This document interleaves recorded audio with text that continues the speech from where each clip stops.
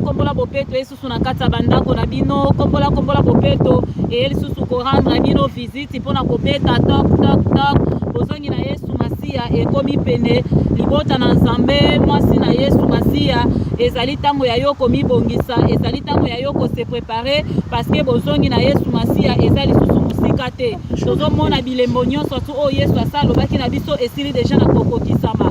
Donc Yesu asa déjà na porte, tu es tant que l'épouse de l'Éternel. Prépare-toi vraiment à la rencontre du Seigneur. Prépare-toi à la rencontre du Seigneur.